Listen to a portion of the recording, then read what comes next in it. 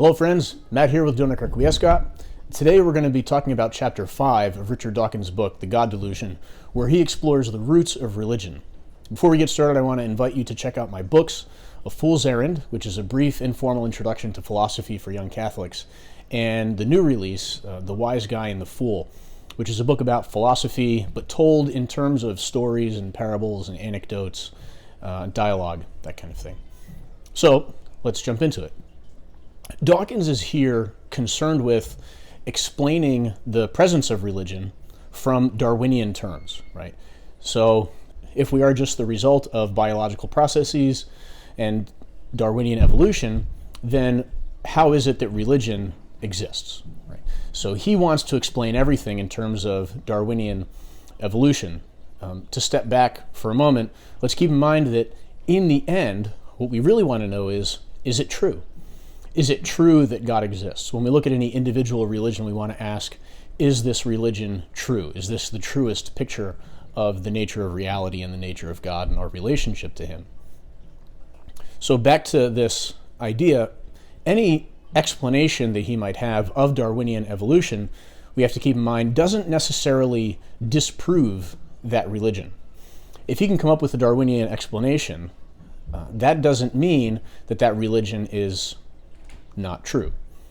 There's another thing to keep in mind here too, is that a Darwinian explanation must also be found then for our idea of Darwinian evolution. If we need a Darwinian explanation for everything that we as humans do, then we also need a Darwinian explanation for science itself and for the idea of what Darwin had said. If we come up with Darwinian explanations for science, that doesn't disprove science. So even if Dawkins is successful in finding a Darwinian explanation, that doesn't prove or disprove the truth of religion and of belief in God. There are a couple of statements that I want to address, one of which he's exploring whether or not there are any psychological benefits to religion. And he gives this comic book picture of religion and Catholicism in particular. He says, it's hard to believe that health is improved by the semi-permanent state of morbid guilt suffered by a Roman Catholic possessed of normal human frailty and less than normal intelligence. So first of all, he's insulting again, right? He's undercutting and saying that, most Catholics are, less than normal intelligence. But he's also giving this picture of Catholicism as just guilt. But my experience of Catholicism, and from what I read in the Catechism and the official teaching of the Church, it's all mercy. Overwhelming guilt has no place in Catholicism. And so again, he's giving this very anecdotal comic book picture of religion, and that's part of the rhetoric. And it can be really convincing unless you know the truth about what the thing actually is. He continues on and he gives a bunch of different explanations that people have given. He's showing that there's an array of options for explaining the presence of religion in terms of Darwinian evolution. He has his own idea about children and the ones who do best, the ones who are obedient to their parents, and that kind of idea. And all these explanations could potentially work in terms of explaining why a religion might grow or continue, but none of them really address how religions start in the first place. How did we go at some point from no religion to religion, let alone the fact that there is religion everywhere. This psychological analysis works both ways. There's a book written about the psychology of atheism and how poor father figures have contributed to atheism. This book by Paul Vitz, where he psychologically analyzes people who are atheists and comes up with psychological explanations for atheism.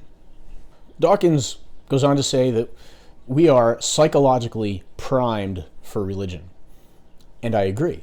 We are psychologically primed for religion because it is a part of our nature. Religion is not an unnatural thing. It's part of who and what we are, that we have this desire for the divine in us. He also talks about meme complexes, how these different ideas kind of work together. It's not like just one idea of religion and how that spreads. It's how different ideas all sort of work together. And again, I agree. In any good philosophical system or religious system or anything like that, these ideas all have to fit together.